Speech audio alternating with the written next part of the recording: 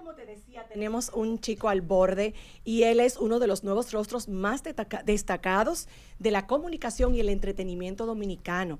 Pero además de estar en Grupo Telemicro y tener Vive el Espectáculo versión original, es figura clave para, además, corresponsal del Gordo y la Flaca y Univisión. Con nosotros, Moisés Salcé.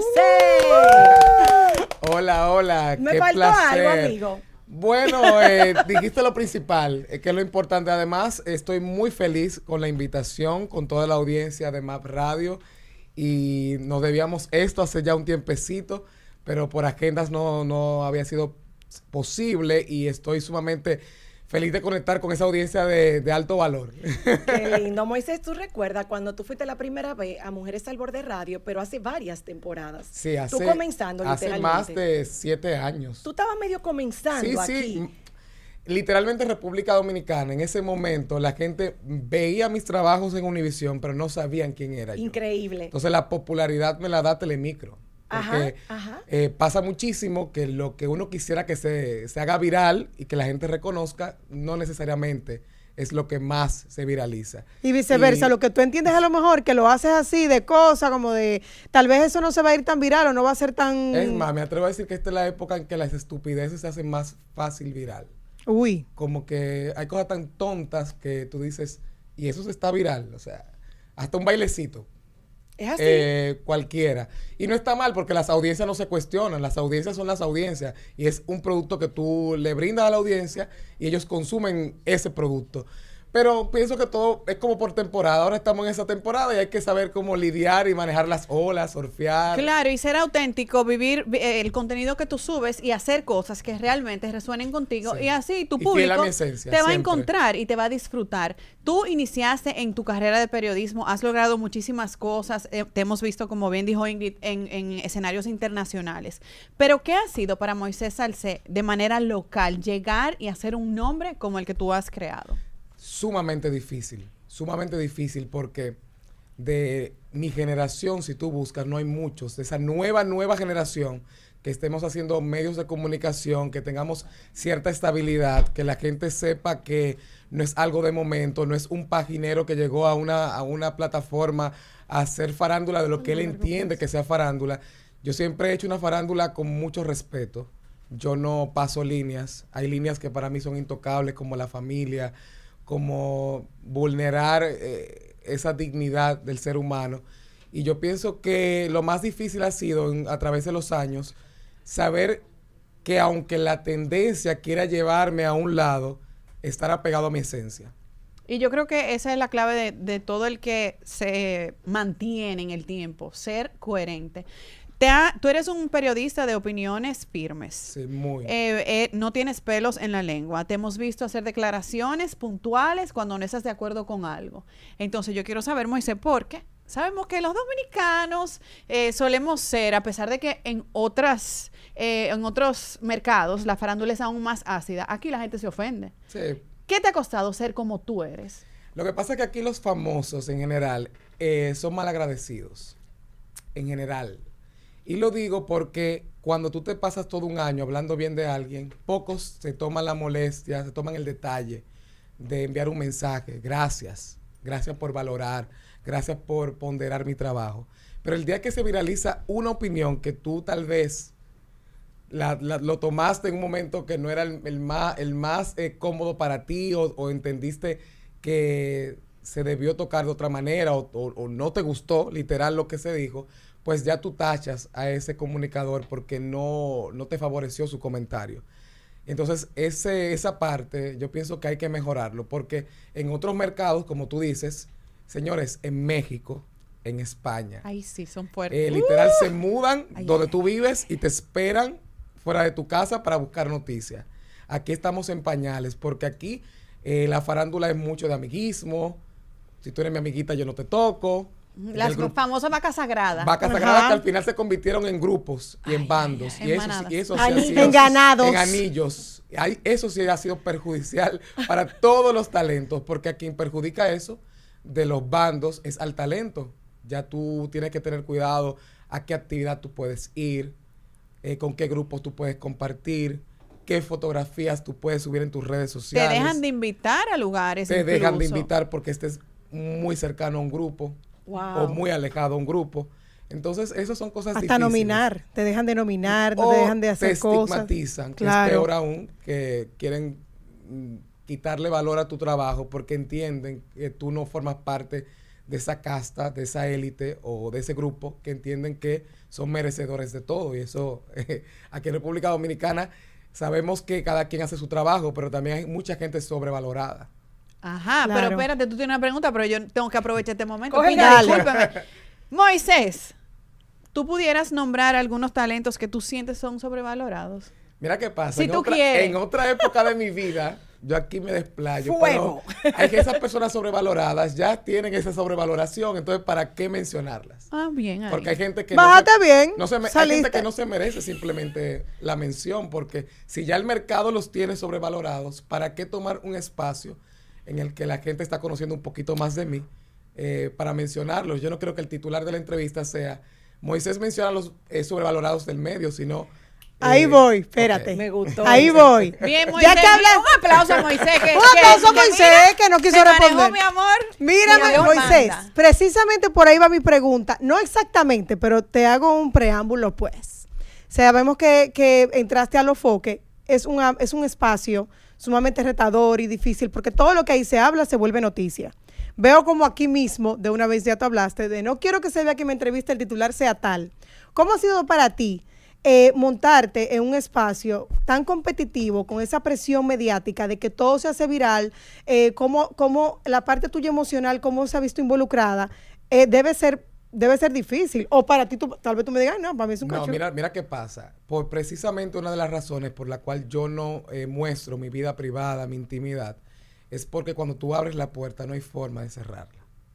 Si tú le das permiso a la gente a mostrar tu familia, si tú muestras tu pareja, tú le estás diciendo a la gente, te doy permiso de opinar. El día que tú no muestras, tú no le das el permiso. Tú no estás abriendo esa puerta. Entonces aquí, aunque parezca contradictorio, yo hago farándula, pero yo no puedo darle armas a otros para que me puedan dar con esas armas. Que tal vez sea algo que tú no quieres que la gente te haga y a no ti. es porque viva escondido a nada. Yo vivo muy feliz, yo vivo mi vida a plenitud. Lo que pasa es que como hago farándula y sé el tipo de farándula que se está haciendo, yo no voy a darle armas a alguien que entienda que para atacarme tenga que ir por esa línea. Entonces, con relación a la pregunta que me haces, no es injusto culpar a una plataforma de los males de los medios de comunicación. Okay. O de una sociedad. O de la sociedad en general. Todos, de cierta manera, somos culpables o, de cierta manera, también aportamos a eso. Porque siempre ha existido tendencias, corrientes, y cada quien elige lo que consume. Nadie es culpable de nada. Claro, cada quien es Moisés, responsable. ¿Te has sentado con alguna de las estrellas más grandes del mundo hispano? Desde Daddy Yankee, Bad Bunny, Maluma, Karol G, y por ahí María se va. Pero ¿cuál fue ese momento, esa entrevista donde tú te diste cuenta? Wow, mírate muchachito, ¿dónde estoy llegando? Wow. Ese aha moment. Wow. Yo pienso que uno de esos momentos fue reciente son varias entrevistas significativas. Si me voy un poquito atrás, Don Francisco. Ay, Wow. Porque sentarse con una leyenda viva. Ay, qué Por lo bello. menos yo Wow. veía todos los sábados su programa. Yo también. Totalmente. Me encantaba. Literales. Yo hice mi diligencia. No fue que me llegó, mira Moisés, entrevista a Don Francisco. Yo le escribí de atrevido. Yo siempre he sido partidario de perseguir las oportunidades. Para mí nada me ha llegado por yo estar sentado en casa o en una plataforma. Mira, aquí no. Yo siempre he buscado mis oportunidades. He sido Joseando. joseador en buen dominicano. Y yo le escribí a todos los correos posibles que encontrara en las redes sociales de Don Francisco, a el personal de su manejo, a sus familiares. Yo dije, van a decir que este está loco. Yo voy a hacer tema de conversación en su intimidad porque van a decir, me ha escrito un chico de República Dominicana y todos van a decir, a mí también. Entonces, finalmente recibo un correo de su asistente personal donde me dice, mira, hay un espacio en tal fecha. Tú puedes viajar a Miami, al estudio personal de Don Francisco, ya él se había retirado. Yo tenía ya un acercamiento con él porque en su último programa, Univisión me lleva a participar de ese último programa, a poder palpar, que para mí eso fue... ¡Wow! ¡Qué experiencia! Fue un momento para mí muy significativo, porque era como el final de una era de la comunicación, de la televisión. Icónico, Era ver a un señor que brindó más de 53 años a la audiencia, decir adiós por todo lo alto. Entonces, cuando me siento frente a él, y luego que termina la entrevista, sus palabras, que me dice, mira, si yo tuviera Sábado Gigante, yo te hubiera contratado ahora mismo. Para mí eso fue impactante. Yo me pero qué cool. Era una entrevista que iba a durar 15 minutos, 20 minutos, se convirtió en una entrevista de más de 50 minutos. Se convirtió al final de una entrevista que iba a ser transmitida en un programa de televisión X de Telemicro, de extremo a extremo, se convirtió en un programa especial que se le llamó Don Francisco, la leyenda de la televisión. Y luego de ese programa y escuchar sus palabras, su valoración de una buena entrevista, yo no tenía nada en la mano y él me decía, ¿cómo es que tú haces una entrevista sin nada en la mano, sin una ficha, sin un apuntador? Y una entrevista tan larga. Una entrevista de 50 y pico de minutos, casi 60, casi una hora, donde tocamos todos esos ámbitos interesantes de su vida. Y luego de esa entrevista puedo decir que también Bad Bunny me pasó algo muy particular. Eso se dio... yo he entrevistado a Bad Bunny en varias ocasiones. Una de ellas fue en sus inicios y luego con Alofoque Radio Show. En esa ocasión me tocó que hubo un fallo técnico que puede ocurrir en cualquier transmisión exterior, que mi micrófono no funcionaba. Ay, de repente un cable no funcionó, mi micrófono de todo el panel fue el único que no funcionaba. Yo estaba un poco ansioso, todo el mundo haciendo preguntas, pero yo no iba a interrumpir la dinámica, porque en ese momento, porque fue que en el momento, justo en el momento de la entrevista, se dañó el micrófono. No es algo que sabía Bad Bunny, que sabía el equipo. Santiago me dice, mira, interrumpe, no importa, acércate al micrófono de cualquiera para que no te quedes sin preguntar. Y yo estaba en el panel sentado. Pues yo dejé más de 40 minutos todo el mundo preguntando y yo... Pero qué impotencia. Eso es lo peor, eso es lo peor. Taquicardia. ¿Cuándo voy? Entonces todo el mundo hacía preguntas. Me vas a robar mi pregunta. Claro. O sea, es sumamente difícil. Entonces, al final, yo me paré, me acerqué al micrófono de Vita, le dije, no me importa, porque no me voy a quedar que pase la entrevista sin hacer mi cuestionante. Y justo cuando le hago la pregunta, le digo, Bad Bunny, vemos que te encanta la música tropical. ¿Será que tú pudieras sorprendernos con algo bien autóctono de Puerto Rico, con salsa, merengue, bachata? ¿Te pega? Y su respuesta, rompiste, tú eres el más del grupo, porque God. le leí lo que vendría después de su nuevo álbum, Debí tirar más fotos, que ya él estaba trabajando y casi listo. Y él decía, ¿cómo este muchacho sabe? Como alguien le dijo, cómo él pudo ver. Y eso para mí me impresionó, porque de no poder hablar en la entrevista completa no es la cantidad. No es la cantidad de tiempo de preguntas que tú hagas en un panel. Es la calidad de lo que tú al final puedas abordar. Y esa pregunta fue tomada de titular para otras plataformas como Univision, como Telemundo, revistas como Billboard.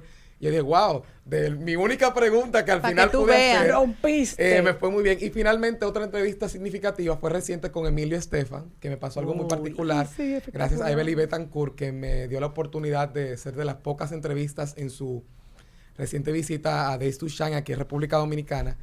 Esta entrevista me impactó porque a Emilio, nosotros que formamos parte de la industria, siempre lo hemos visto un poquito inalcanzable. Y un hombre con mucho poder e influencia en la industria musical y de los medios de comunicación. Y mi primer contacto con Emilio fue en una alfombra de Latin Grammys, que yo me atreví, de fresco de nuevo, lo repito, de atrevido, que le digo, Emilio, mucha gente menciona este rumor. Hay gente que no se lo pregunta tal vez porque pueden pensar que es un irrespeto. Pero con todo el respeto posible que existe en el mundo, ¿es cierto que usted tiene bloqueado a Romeo Santos en los Latin Grammy? Y él me miró y me dijo, ¿qué aguerrido este muchacho? Le voy a responder. Eso fue en la alfombra Latin Grammys. Y él recordarse de esa pregunta, años después, que esa pregunta también dio muchos titulares internacionales, cuando nos sentamos aquí en Santo Domingo, que me dice, tú eres muy bueno. Yo te recuerdo de la alfombra de Latin Grammy. Eso para mí fue como, wow, esa es la recompensa. Tal vez la aprobación que no estoy esperando, no estoy buscando, de gente que tiene un peso en la industria. Claro. Entonces, cuando no tal vez no se ha valorado tu trabajo, que yo sé que hay más personas que sí valoran y que saben qué es lo que tiene realmente ese peso a nivel de trabajo. Me sorprendió de grata manera. Igual fue una entrevista que al principio la publicista me dijo, son 10 minutos porque no hay tiempo. Terminó siendo de más de 20 minutos. Mi amor, tú eres muy robatiempo. Moisés, mira, en esa misma línea, tú que siempre has sido muy aguerrido, muy freco, como dices tú, Sí. ¿alguna vez te ha tocado que precisamente por dejarte llevar y por simplemente lanzarte, te has encontrado con algo negativo de alguien que no te ha querido responder o te ha dicho algo? No, tú sabes que generalmente los artistas no hay preguntas inadecuadas, sino la forma en que como tú las haces. Al final el invitado tiene la oportunidad de dar la respuesta pertinente a tu pregunta. Por eso cuando yo escucho personas que dicen, no debió hacer tal pregunta, no hay preguntas inadecuadas ni incómodas. Hay gente que no se atreve a preguntar, que es diferente. Entonces la diferencia está cuando tú haces un trabajo apegado a la ética, al rigor periodístico. Si hay temas que son difíciles, yo he tenido muchos, no situaciones, experiencias más bien con publicistas que me dicen, tal tema no lo toques. Y hay gente que pudiera pensar que es un irrespeto cuando se mencionan los temas. No es un irrespeto, es que al final yo me debo a un público, me debo a mi rigor periodístico y yo debo hacer las preguntas. Ahora, tú con todo el respeto como invitado me puedes decir siguiente pregunta y no pasa nada. Yo no me voy a sentir mal, pero ya yo cumplo con mi trabajo de periodista. Claro, y te muestras empapado del tema, pero yo también pienso lo mismo que tú, todo se hace con gracia y con altura. Y respeto, y así las cosas se van dando. Y quién sabe, si logras tener esa exclusiva. Porque hay veces que no hay que ser tan directo para lograr que el invitado, que creo que una de mis fuertes son las entrevistas, tú puedes lograr una confianza tal que el invitado se olvide de las cámaras, que se olvide de lo que pueda traer luego sus declaraciones, que me ha pasado con muchos, que se abren, que se confiesan, y luego me dicen, y yo te dije eso a ti. O sea, llegué hasta tanto, y eso es lo importante. Al final es una conversación que tú tienes que olvidarte de que no es un juicio, porque también pasa de entrevistadores que son muy acuciosos, muy directos, y se convierte más que en una entrevista agradable en un juicio, y no debe ser. Precisamente por eso te quería preguntar desde ahorita, como te destacas en ese ámbito de las entrevistas y mira cómo figuras reconocidas te han felicitado por tu trabajo, yo quisiera saber cómo tú te preparas y cuál es ese momento que tú más disfrutas al momento de tú sentarte a conversar con un artista. Lo primero que yo aprendí del maestro Ismael Cala, que lo importante de una buena entrevista es saber escuchar. El invitado te va dando, según te va respondiendo a la pauta que tú preparas. Yo no preparo una guía de preguntas. Yo preparo una guía de temas que no se pueden dejar de tocar. Entonces, esto es un consejito para los nuevos talentos. Allá ahí pueden tomar nota un poco. Yo preparo una guía de temas y escucho lo que me dice el invitado. Entonces, según el invitado me va dando, yo voy también llevando el hilo según la conversación. Entonces, pasa muchísimo que por estar pendiente a hacer tal pregunta, tú no estás escuchando la primicia que te están dando.